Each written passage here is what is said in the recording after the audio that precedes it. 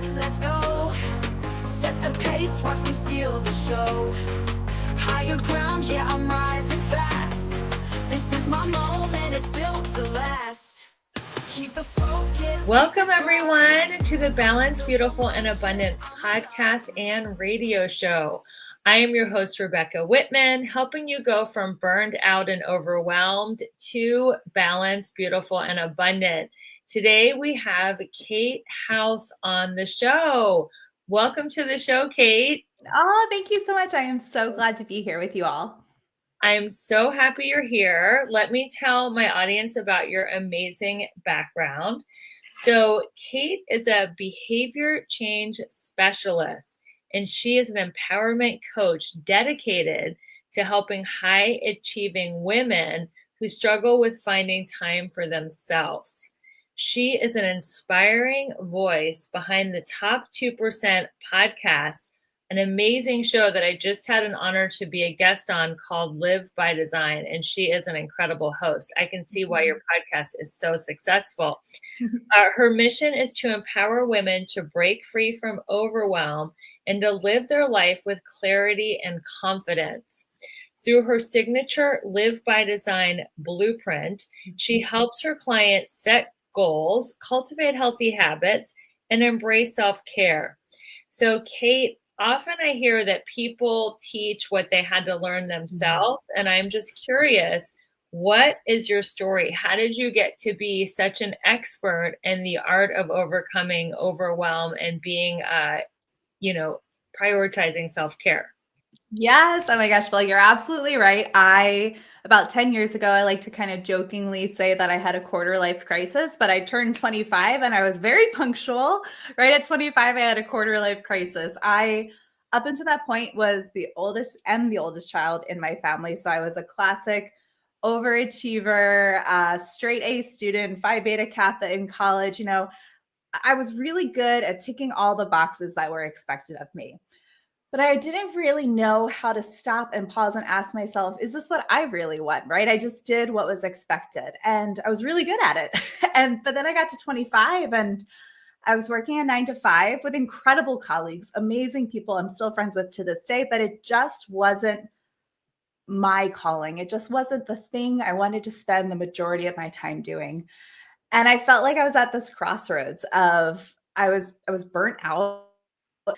And I felt like I either saw my future just staying the exact way that it was, doing that same thing every day for the next 30 years, or if I wanted to go a different way, it felt like that was the time to do it. And so I had this quarter life crisis. I remember sitting on my hand-me-down leather sofa in our Chicagoland apartment and just crying. And my husband was rubbing my back. And I remember him just saying, I wish I could make it better for you.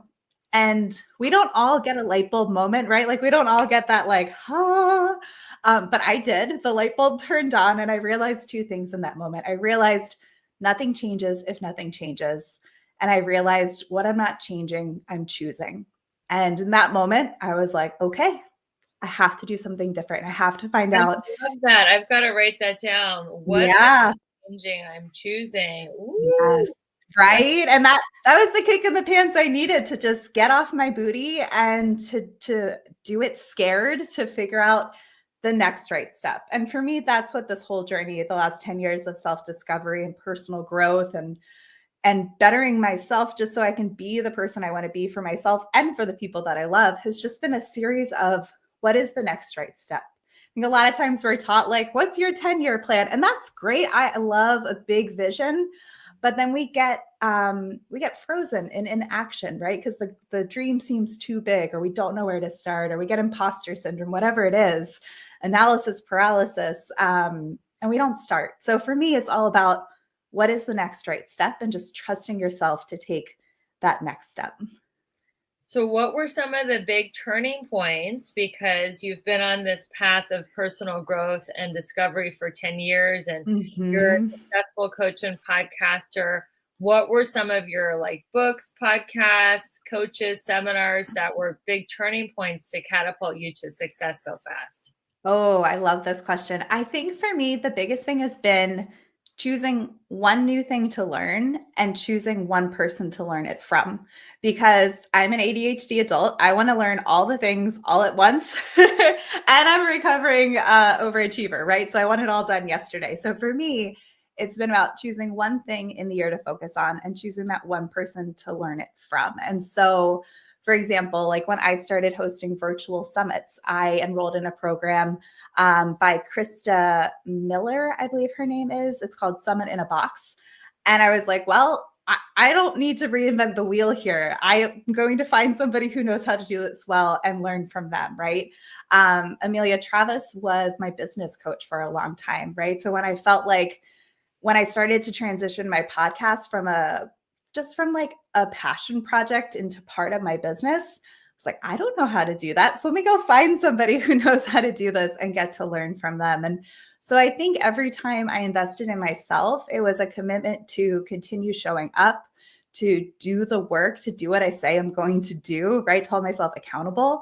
But to get to learn from other people and other women who have paved the way for me, right? Who are 3 or 4 steps ahead of me, so that I get to learn from them. And, I still make a lot of my own mistakes and I get to learn through experience. But I think just investing in myself has given me a lot of confidence, which I wouldn't have had without believing in myself enough to invest in myself, if that makes sense.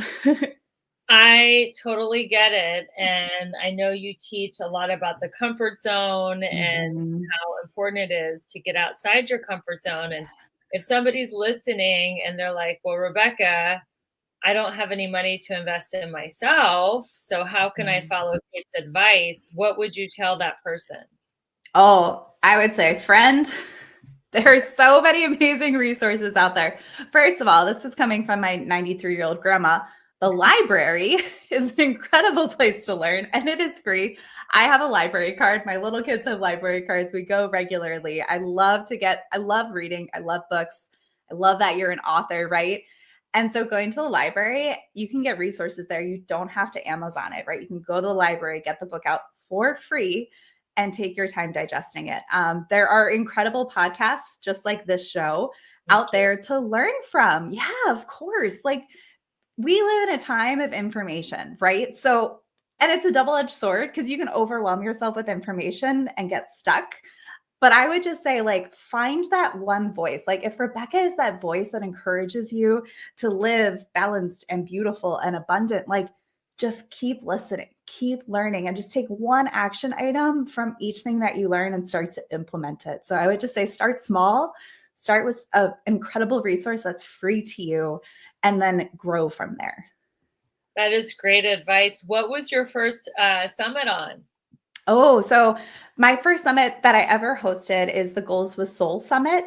And it's all about helping women get clarity on what they desire and then implementing the daily and the weekly habits to make it happen. And about setting an annual intention, not a resolution, but an intention. How is it that you want to feel?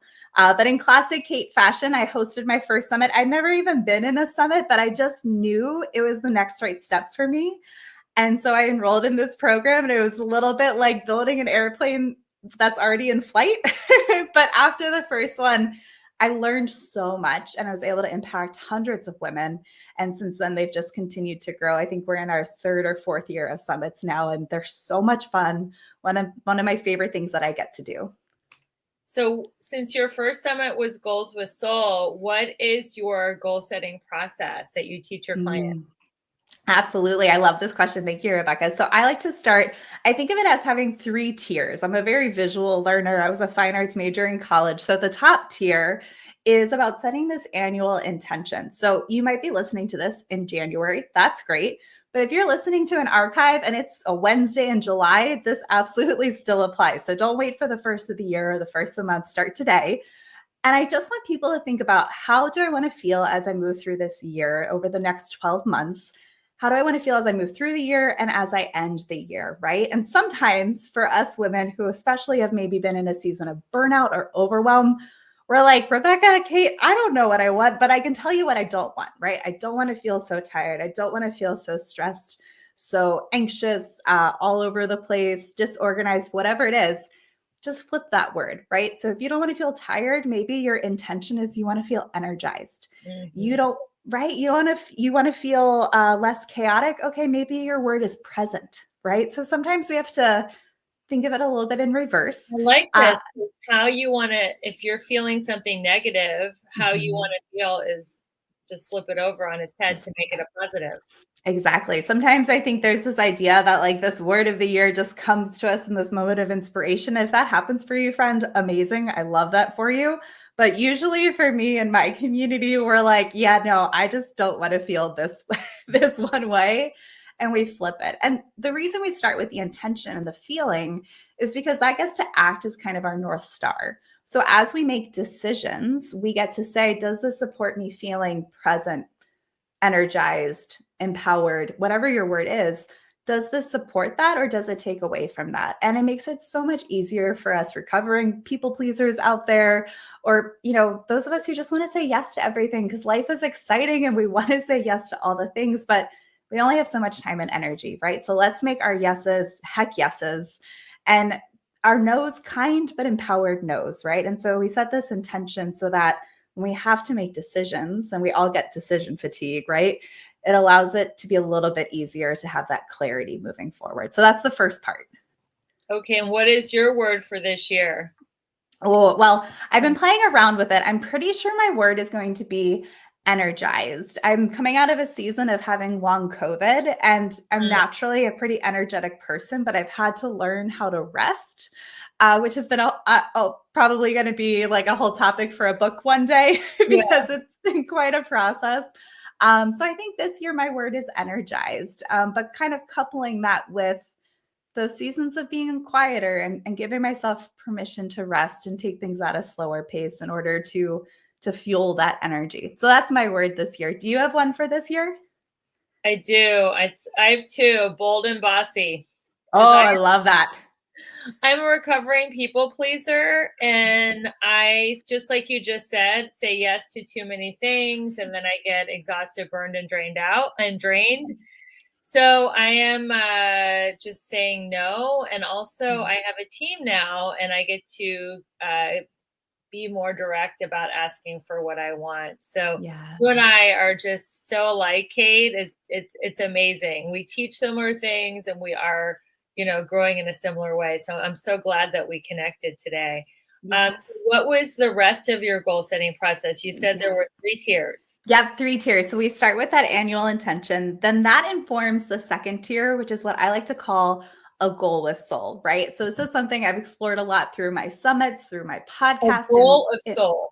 Goal with soul, right? Because goal with soul. I love it, right? Yeah, because sometimes, right, we set goals because it's what we think is expected of us, right? And if you're a high achiever, you're probably really good at attaining those goals, but you attain it and you're like, okay, like you're not fired up about it. So to me, a goal with soul, it's 4 things. Wow. Okay. I hope you guys, if you're on the treadmill or driving, pause this and come back to it and take notes. Do not pull off the highway and like run anybody over, because this is getting juicy. I'm someone who loves a good framework. So there's 3 tiers of goals, and then within the second tier, there's 4 aspects of it. Yes, exactly. What are your goal with soul, the 4 aspects? So the 4 aspects, and we can talk about each individually, but as a overall picture, it is aspirational. Yeah. It is attainable. It's meaningful, and it's seasonally appropriate. Wow. I am going to pause you right here. We are going to cut to a commercial break. And when we come back, you guys don't go anywhere, because Kate is going to finish breaking down the 3 tiers of goal setting.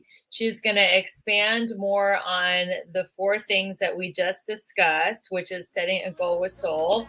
And this is just the perfect thing for you guys to hear in the beginning of the year or any time, because we don't want to set goals and just like, okay, yeah, whatever, now what? We want to make them attainable, fun, celebrate them. So come back in 2 minutes so Kate will break down how to set a goal with soul.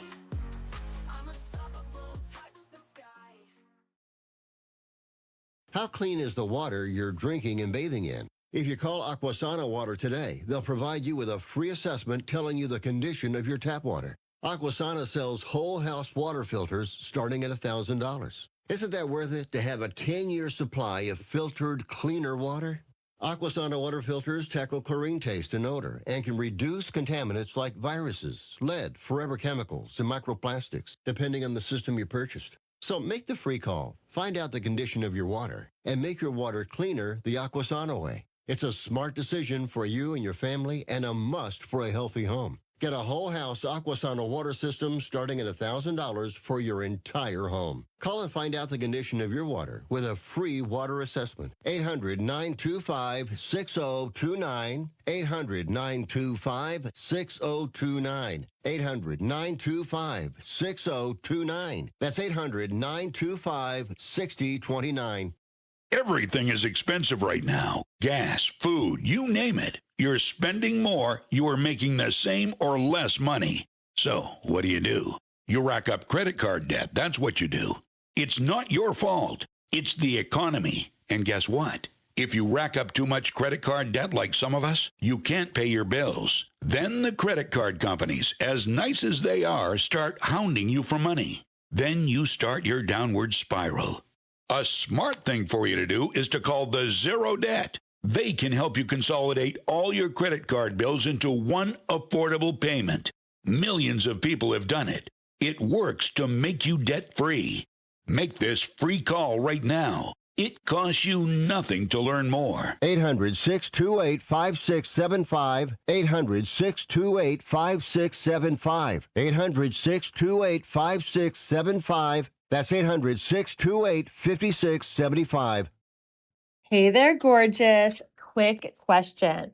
Do you want to look younger, feel stronger, and glow like the star that you are? Of course you do, honey. So here's the deal. Your body wants to age gracefully, but stress, sugar, and time are not on your side. Enter the game changer you didn't know you needed, liquid collagen. This isn't your average powdery, chalky mess. Oh no, honey, this is next level science. Our liquid collagen has a 93% bioavailability rate. Powdered collagen is 30% at best. This means your hair, skin, nails, joints get the VIP treatment. If you want to reduce wrinkles, feel amazing in your body, and turn heads, this is your glow up in a bottle. Don't wait. Your future self is literally begging for this. Click the link in the show notes to grab your bottle today. But hurry, supplies are limited and this kind of fabulous will not last forever. You deserve this. Now go shine like the balanced, beautiful, and abundant star that you are. Welcome back, everyone. You are listening to the Balanced, Beautiful, and Abundant Show with Rebecca Whitman. We're taking you from burned out and overwhelmed to balanced, beautiful, and abundant. And today we have Kate House. She's a speaker and a coach, and she is teaching us how to set a goal with soul. Go ahead, Kate. Yes, thank you so much, Rebecca. I'm so glad to be here with everybody. Yes, so I like to say that a goal with soul is 4 things. And the first is that it's aspirational. So when I say this, I mean future Rebecca, future Kate, future listener. You got this. You're like, yep, this is in my wheelhouse. This is in my comfort zone. This is something like that person can absolutely do. Current you, maybe it's just outside your comfort zone, right? James Clear tells us in Atomic Habits to work on things that are 4% outside of our comfort zone. So I'm not saying this is wildly outside of your comfort zone. It's just enough to give you some butterflies maybe, or like make you a little bit sweaty. Butterflies are fun. Right? They're good. They're great. It means you're doing something that feels important to you, right? So it's a goal that is aspirational. Future you's got this. Current you's like, oh, I gotta get a little bit of gumption to do it, but she can totally take action on it. The second part of a goal with soul, and these might seem like they're opposites, but I actually think they pair really well together, is that it's attainable. So if you show up consistently, you can attain this goal. And we do this because we want to create something called success momentum. And that's basically just getting wins and feeling the success that comes with it. And that encourages you to keep going. So a goal with soul doesn't have to be this huge, ginormous goal. If I had started off in my podcasting journey of saying I wanted a top 2% podcast within, I don't know, 6 months or something, I would have stopped because it took me 4 years to get there, right? Or 3 years to get there. Instead, my first goal with Soul with my podcast was just to create a podcast and to do it consistently, right? And so that was the attainable piece for me, and that goal was Soul. So it's aspirational. Future you can do this. Current you is a little excited, nervous, and it's attainable. If you show up consistently over the next 6 months, over the next 12 months, you can achieve this goal. And sometimes you can have multiple goals with Soul that stack on each other. So it's aspirational, it's attainable. The next one is it's meaningful. And this is where, right, a lot of us get stuck here because, for us high achievers, for us recovering people pleasers, right, we were really good at doing the things that were expected of us. But maybe we didn't feel personally tied to it. So I like to say it's kind of cheesy, but you can't spell meaningful without the word me. So this just has to be important to you. You don't need to justify it to your best friend, your partner, your parents, your siblings, your kids, whomever. It just has to be important to you. So if your goal with Soul is you want to carve out time for yourself and you want to do something creative, amazing, right? Your goal with Soul doesn't have to be this big shiny thing that other people look at and give you accolades for.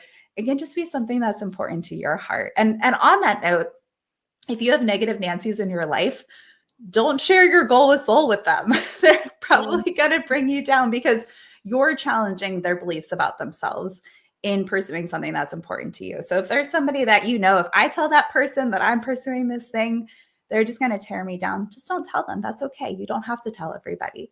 Tell the people that are going to build you up.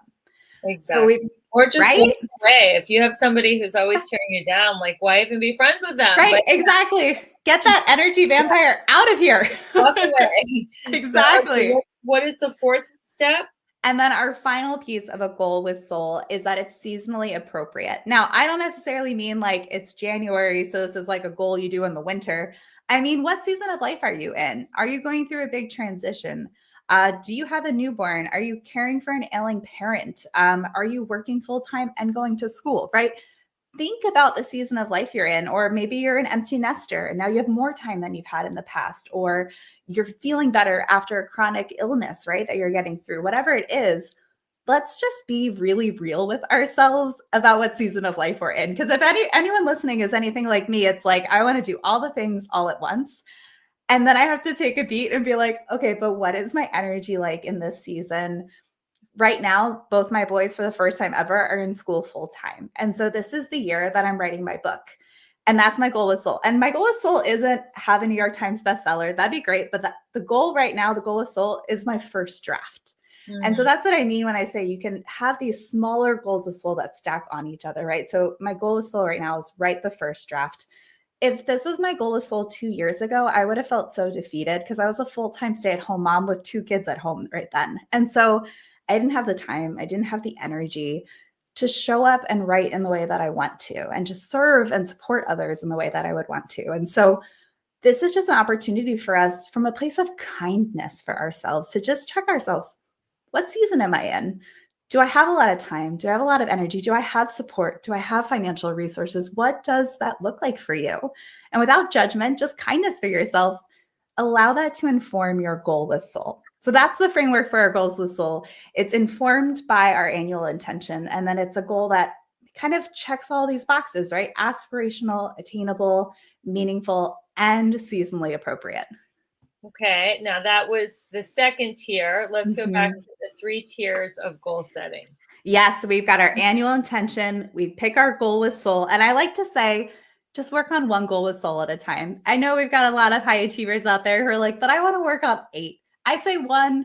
If you have to have more than 1, go for 2, but no more than that. And then we take it down to a more granular level. And this is really where being a behavior change specialist is helpful, because this is where we talk about our daily and our weekly habits. There's that saying, how you spend your day is how you spend your life. And so if we're going to work towards achieving this goal with Soul, if we're going to work towards feeling the way we desire, AKA our intention for the year, that happens in our day-to-day lives. And I never want to teach goals from the standpoint of delaying joy and gratification and happiness. for when we achieve the goal, because our life is right now. It's on the Wednesday afternoon when when we're recording this conversation together. And so what can you layer into your daily and weekly routines that supports you bringing this goal to soul to fruition, and helps you show up in the way that you desire? And so we start that by looking at habit stacking. So habit stacking is a really simple approach to implementing something new. Like, I drink coffee. So when I start my coffee maker in the morning, a way to stack a habit is take something you already do without thinking and add that new habit next to it. So I brew my coffee, and then maybe your intention is to be more present this year. So you meditate for 1 minute when your coffee starts to brew. That's called a habit stack. Another thing you can do is habit pairing. So if you have to empty the dishwasher every night, for example, like I'm in a season of life, I don't know, the dishwasher always needs emptying. I pop in some earbuds and I listen to a podcast that I find inspiring, because that motivates me to keep showing up and learning and serving the way that I do, right? And so that's my kind of education piece that supports me in achieving my goal with soul, of writing my book, of staying motivated and excited to achieve it. And when I empty the dishwasher, I just pop in those earbuds, and that's a habit pair. So where you get to do one habit you already do and you pair something new with it. I love that. I habit pair my morning, like waking up with my personal growth. I throw on my AirPods and then going to bed. So I think it's so great to habit pair and do your personal growth and listen to podcasts or audibles or YouTubes or however you're learning. So how are you habit stacking or, budgeting the time to write in your busy life? Because I think the hardest thing about writing a book, since I've written a few, is just sitting in front of the computer and actually doing it, because there's so many distractions. Oh So my gosh. how are you disciplining yourself to write? Yes. Oh, so it's a couple of things. The first is that I actually think my best when I'm moving. And so you can't see it, it's off screen, but I have one of those walking pads, which were like all the rage in 2013, 24, or 2023, 2024. Like a little treadmill. Like a little treadmill that I put under my sit stand desk. I'm standing right now. I'm not walking right now. Right now? No, I'm just standing right now. But so I find actually when I write, I actually walk on my walking pad, but I'm not typing my book. I've learned that because I've been a podcaster for so long and I love to talk, it's actually easier for me to voice dictate my words and then massage those into more of a readable format. So I literally just set up my walking pad.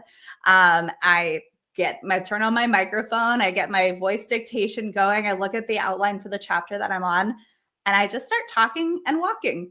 And it's a little messy. Yeah, of course, but it's getting done. And it's getting done in a way that works for me, right? If I had to sit down and type on the computer, like, it would be such a slow and arduous process for me, to the point that I probably would like procrastinate by doing other things.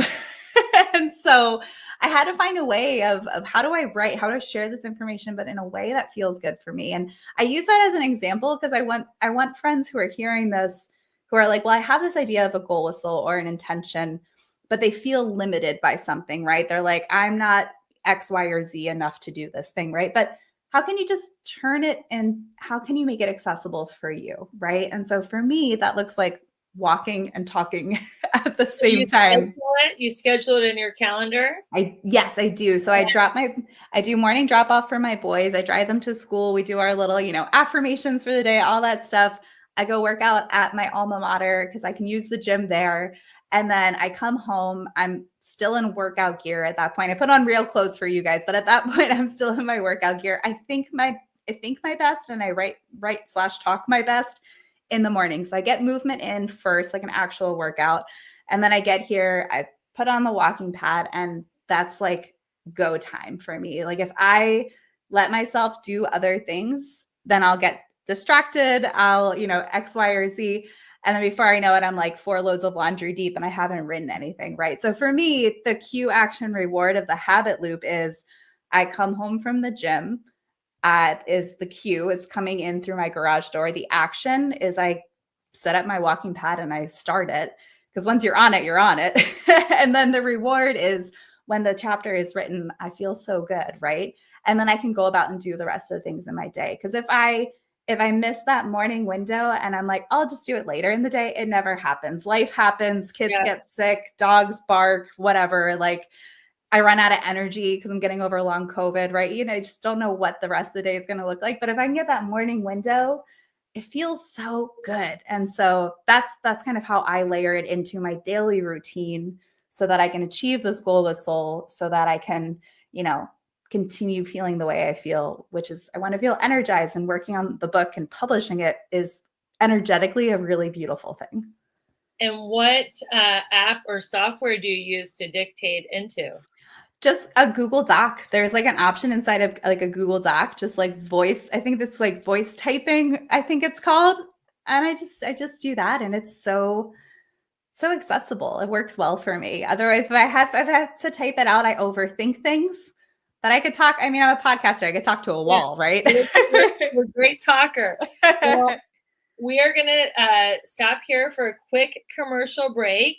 When we come back, we are going to talk about your favorite health and wellness tips, because I know you're like me. You're really into health and wellness. So everybody, you are listening to the Balanced, Beautiful, and Abundant Show. I'm your host, Rebecca Whitman. I'm interviewing Kate House. Come back in 2 minutes. She is going to talk about her favorite health and wellness tips, and you are not going to want to miss these, because we all want to get our health and wellness to the next level, especially if you're listening in the beginning of the year. We'll see you guys in a minute.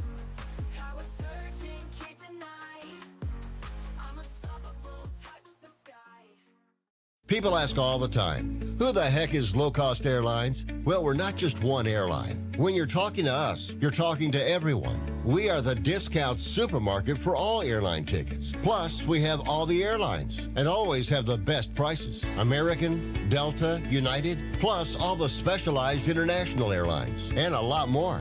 And we make it easy. We guarantee you'll talk to a live human in 60 seconds. You can have the rate you need and have your trip booked in 5 minutes. Now, how cool is that? And remember, when you're talking to us, it's like talking to every single airline available with one fast phone call. All you need to do is call and find the best prices to fly wherever it is you want to go. So are you ready? Call Low Cost Airlines right now. 800-451-8603. 800-451-8603. 800-451-8603. That's 800-451-8603. Hey there, fellow travelers, it's me, the Hotel Whiz. Before you go anywhere, call me day or night for hotel rates too low to publish. I'll save you up to 75% on over 500,000 hotels across the globe. You see, I've already done the research, so you don't have to spend time online trying to find the best deal. That's up to 75% off. Just call me, the Hotel Whiz. It's a free call, and you get instant access to rates too low to publish with no cancellation fees. Make a free call now and save up to 75% off your hotel rooms the next time you're going somewhere for business or pleasure. Call the Hotel Whiz now and get instant access to rates too low to publish. 800-590-1163. 800-590-1163. 800-590-1163. Call the Hotel Whiz right now for rates too low to publish. 800-590-1163. Okay, can I be real for a second? You're out there crushing it in some areas of your life, but in others, it's like a hot mess express. Sound familiar? Here's the thing. You're not just meant to survive, you're meant to thrive. And that's exactly what I help my clients do in my coaching program. Together, we'll tackle all 7 pillars of abundance, because who wants killer abs but a dumpster fire of a bank account?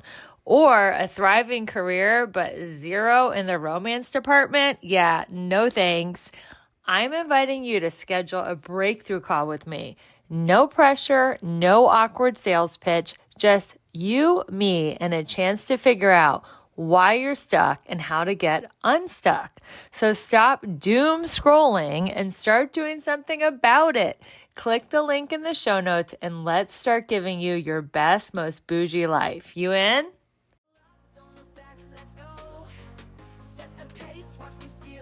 All right, everyone, welcome back. You are listening to the Balanced, Beautiful, and Abundant Show. I'm your host, Rebecca Whitman.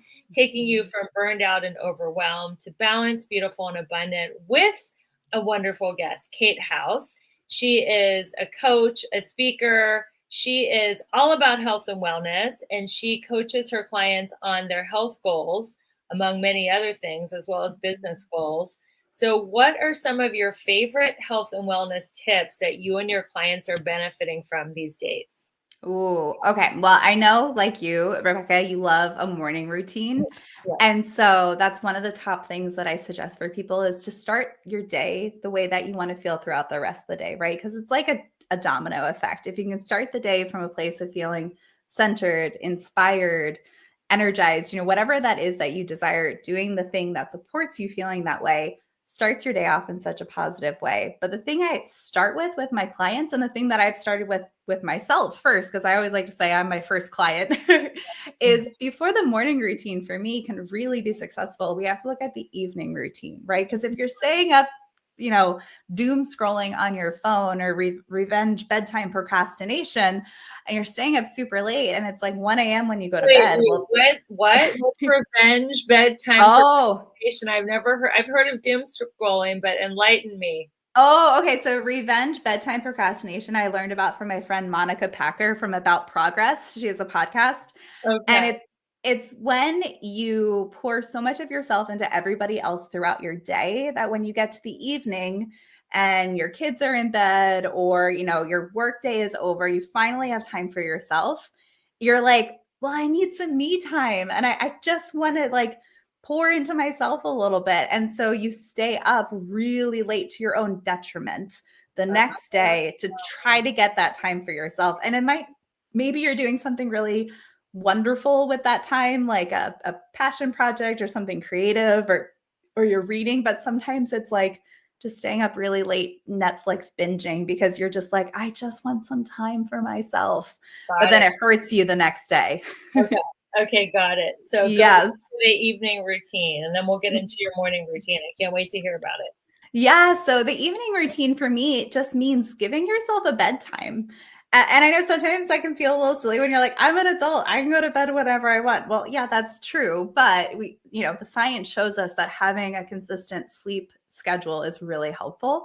And I need a lot of sleep. I get like 8 to 9 hours of sleep a night. So I go to bed before 9 p.m. most nights. And for me, the bedtime routine starts about an hour before actually going to sleep, which looks like taking a nice warm shower, putting on my pajamas, brushing my teeth, right? All those little things.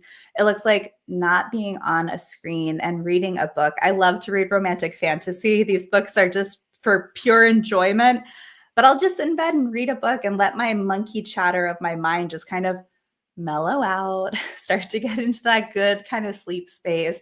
And I even put out my workout clothes for the next morning ahead of time because morning Kate is like, I am not a night owl or an early bird. I'm like a 8 a.m. bird, but I can't sleep that late because I have to get my kids to school. So I need to do everything ahead of time to set up future Kate for success. So I put out my workout clothes. Sometimes I even get like my water bottle out for the next day. And so to me, getting a good night's sleep is key. So that way the next day when your alarm goes off, you're not like snoozing it 1,000 times, right? So for me, the nighttime, it blends into the morning. And then I like to use Mel Robbins' 5-second rule, the 5, 4, 3, 2, 1, and then you launch yourself into action. So I have to do that when my alarm goes off because I love to snooze. That's a lot of discipline because I do 5, 4, 3, 2, 1 snooze. Yeah. It's tough, right? Rule about it, but it's not the easiest thing to do. So good. Exactly. Oh, thank you. Well, and it's double-edged because I know if my alarm goes off more than once, then my kids will hear it. They're like the deepest sleepers, but I swear they hear my alarm and they're right up. But if I want time for myself, I'm like, I got to get down there before everybody else is awake. And then for me, it's just about having some quiet time to start the day. I don't feel motivated to do like a big workout first thing in the morning. It's just not the season of life that I'm in. I work out after school drop off when I'm a little bit more awake, but that looks like using that time to have a protein rich breakfast. It looks like doing my gratitude practice, looks like hydrating before I drink coffee, which I can't say I always do, but I attempt to do. And it looks like just having some time to just kind of get my head around the day, whether that's through journaling, whether that's through looking at my calendar, whether that's through meditating, but just giving myself a more proactive start to the day instead of the reactionary start where you're like, you're waking up and the day's already getting away from you and you're like hurrying everybody out the door. I just don't like that energy. And so for me, it's just about being proactive and getting the day started in the way that I want it to continue. I love that. Going at a pace that is feminine and in flow and not like hysterical and like getting everybody like, everybody's nerves jangled. So speaking of that, how do you prevent overwhelm? I know you have two kids, 5 and 7. You run a business with, all kinds of different online and, in-person aspects. You're married. What do you do and how do you help yourself and your clients to prevent overwhelm? I'd say the number one thing is the calendar. And it seems like such a I don't know, simple answer, but I can tell very easily by looking at the calendar for the week ahead if I'm setting myself up for a good week or a week where I feel overwhelmed. So, for example, Rebecca and I have been chatting today. We're recording together for both of our shows. And so we're spending a lot of time together. It's a big energy output in the best way. But because of that, I know I can only do one of those in a day. Right. And if I have a day where 2 got scheduled, somehow I'm like, we got to reschedule one of these because I can't show up to the best of my ability in that way. So a lot of it for me is about this energetic time management, right? So looking at my week ahead, am I scheduled out the way that I need to be so that I can show up well in my career, but also for myself and also for my family? And a lot of it too looks like communicating with my husband. He's an incredible partner. He's like always been my number one cheerleader. And he's also the first person to be like, I think you're overextending yourself. And so we look at the calendar out on a weekly basis and ask ourselves like, okay, like, are we overextending ourselves? Have we left enough margin, right? Because we've got 2 little kids, they're sick every other day, right? So if we've got things scheduled every hour of the day and activities every night or something, like that just doesn't work for the season of life we're in. And so we go over that together and we're very okay with saying no to things. And that's something that I have to work with my clients on a lot is looking at the calendar and asking yourself, like, what do you see as an opportunity that's on your calendar and what feels like an obligation? And if there's that is a great distinction. What feels like an opportunity and what feels like an obligation. Yeah, sometimes you have to make things pretty black and white to be able to see the difference. Now, we live in a world of gray, but sometimes you have to find those extremes to make that decision making a little bit easier. So does it feel like an opportunity? Does it feel like an obligation? There might be people who are like, you know what, being on the PTA feels like a great opportunity. That's like their bread and butter. For me, that would feel like an obligation, right? And so we just look at the calendar and we say opportunity or obligation. And then for somebody who has a hard time saying no to things, I like to call it like a yes, no, yes sandwich, like to make this really actionable. So like the first thing I do is I say like, thank you for inviting me to do this thing. It sounds wonderful. That, like something really genuine, heartfelt, something positive. And then comes the no, like, but this isn't the right time for me to do this, or my schedule doesn't allow it. You don't need to apologize for saying no. Just say no in a kind but empowered way. And then end it with something positive. Like, no, I can't do this, but I think this person might be a great fit. And make sure you check with that person first so they're okay with that. But, end it in a positive way. Like, oh, I'm sure this will have an incredible impact. Or please consider me for a future year when my schedule allows, right? Like it can be anything you want, but just empower yourself to protect your time and to protect your energy. And I find that to be so helpful in so many areas of life. A yes, no sandwich. That is good. Now, there's some things that I have to do for obligation, and there's certain family members that I have to spend time with that are not like the most enjoyable people. Not that they're bad. I just feel like really we don't have a lot in common to talk about. And I'm like you. I'm like ADHD. I have to be like entertained and stimulated every minute. So what would you tell someone that does have to do certain things out of obligation? How would they be able to keep their vibe high and not get drained or burned out from that? Yeah. Okay. So this is something I learned from my mom when I was a child, but it still absolutely applies in adulthood. And it was this idea of a 2-hour friend. So I had friends in Oh, elementary school who were really high energy and a lot to be around, but I also really enjoyed their company. But my mom could tell that after 2 hours with these friends, I was like kaput. And so we would call them 2-hour friends. We didn't tell them that, right? But we'd be like, oh, okay, like you're gonna go do this play date. I'm a little kid, right? But it's a 2-hour friend. So mom's going to come back in 2 hours and get me, right? So that would be my challenge to you is the first piece is, okay, identify the 2-hour friends in your life, the people that you're like, I have to spend time with this person. It's a family member, whatever it is. yeah. But maybe you limit the amount of time. Maybe it's a 1-hour friend. That's Yeah. okay too, right? But figure out, what that amount of time is that you can be with them, be present, and not feel completely taxed by the end. And then Mhm. I would say to either before or after, depending on which resonates best for you, schedule something on your calendar the way you would a meeting that is replenishing for you. So if going for a walk in nature makes you feel centered, makes you feel refreshed, like maybe you go spend time with this 2-hour friend and then you schedule on your calendar a meeting with yourself to go for a walk, right? Do something that is replenishing if your schedule can allow, or if you have a busy day ahead, maybe it's something that you carve out time for yourself in the evening, right? But just really purposefully choose what that activity is so you don't have to make a decision in the moment when you're already feeling kind of depleted, and make that time a priority. It's easy to put ourselves on the back burner, but when you have one of those obligations, how can you also couple it with something that kind of brings you back up or just rejuvenates you? Maybe that's sitting and reading a book. That's like my favorite activity to rejuvenate myself, right? And that's a very still activity, and that's okay to do too. Like it's okay to rest. It's okay to kind of replenish your stores.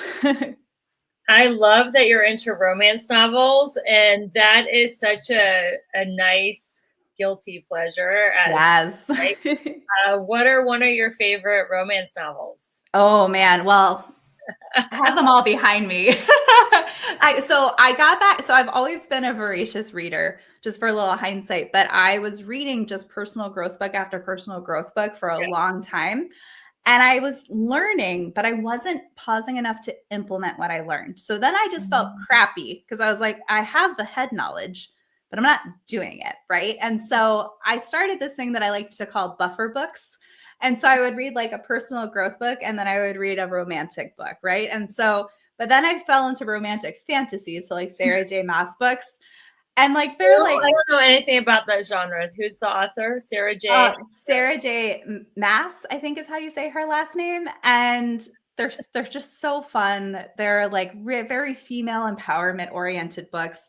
And I like them so much now that I end up reading, instead of a buffer book, it's like a buffer series. So I'll read like a 4-book series and then I'll go read, a personal growth style book. But they just help me like have fun again. I think I got into adulthood and I got so into the mode of doing and, getting the to-do list done, taking care of the family. And, how many women do you talk to and you're like, well, what do you do for fun? And they're like, I don't know, Fun. What's fun? what's fun? And, I had that realization a few years ago and I was like, well, I love to read, like, but why don't I read for not just education? Why don't I just read for fun? And my gosh, and it's a whole world. I mean, there's like a whole, Bookstagram out there that you can fall down into, and it's a great place to be. And it's just fun and silly, and sometimes you need that in life. Exactly. I totally agree. You strike me as someone who is fun, like the life of the party. So I can't see you ever being like so bogged down by your to-do list. So you've definitely transformed from burned out to balanced, beautiful, and abundant, which is the intention of this show. So Kate, how can people stay in touch with you? And what do you have coming up? Oh, thanks so much for having me here, Rebecca. This is such a pleasure. Yes, so everywhere I'm Miss Kate House. There's another Kate House in the world. She beat me to everything. So I am Miss Kate House. So MS Kate House, just like a house. That's my website, misskatehouse.com. I'm most active over on Instagram when it comes to social media. So at Miss Kate House. And yeah, I have lots of fun things coming up. I'm dropping my first book or releasing my first book this year. That'll be coming out, yay, sometime this summer. I'm so excited. I have my Goals with Soul Summit that I host in the spring. So if you go over to my website, misskatehouse.com, I would love to gift your community, if that's okay, with coupon code Whitman, which is Rebecca's last name. So WHITMAN. That'll give you complimentary access to last year's All Access Pass. So the 2024 Goals with Soul Summit. So it's $97 value for everyone for free, because I want all of us to get to lean into these goals with soul in a really empowered and confident way. So if you enjoy that, if you take advantage of that, then join us live for the 2025 Goals with Soul. We always have different speakers. You know, we keep building on what we learned year after year. So those are my big things. That's my big one thing that I picked this year is the book. And then continue doing the things that I love, like the summit, like the podcast. Rebecca's a recent guest over on the Live by Design podcast. So if you look that up anywhere you listen to your podcasts, you can come join us in Living by Design and Not by Default together. Thank you so much, Kate, for being amazing. And thank you, listeners, whether you're listening on a major podcast platform, on the Everyday Woman's TV network, or on a radio station like AM The King in Atlanta. We definitely appreciate you spreading the word about this show. Keep sharing it with your friends and family. Keep sharing the mission of showing people that they can live life successfully and achieve their goals with joy, without burnout. And this is just an incredible journey that we're all on together. And thank you for being part of the community. We will see you next week with another amazing guest. And until we meet again, keep your vibe high and magnetized. Bye, everyone.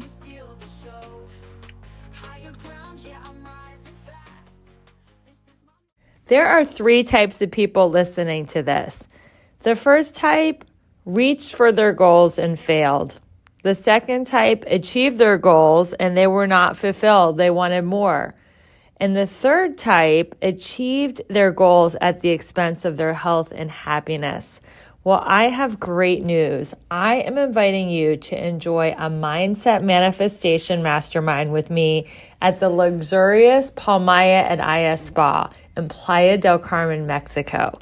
Picture this: crystal clear waters, white sandy beaches, and you at one of the most luxurious resorts in Mexico, unlocking the life you've been dreaming of. From January 23rd to 26th at the breathtaking 5-star Palmaya at Aya Resort and Spa in Playa del Carmen, Mexico, I am hosting my Manifestation Mindset Retreat. It will be your chance to reset, realign, and manifest your most balanced, beautiful, and abundant life. Imagine mornings filled with transformational workshops, afternoons indulging in spa treatments and lounging by the pool, and evenings connecting with like-minded women under the stars. This isn't just a retreat. It's a total mindset makeover in paradise. You'll leave with the tools to manifest more love, success, and abundance than you ever thought possible. Spots are limited. This life-changing experience will sell out. Go to the link in show notes to reserve your spot today. Thank you so much, Melissa, for leaving us the review of the week. She gives us 5 stars and says, amazing results every time. I've listened to a lot of podcasts over the years, but Rebecca has a way of pulling more from her guests than I think they even realize about themselves.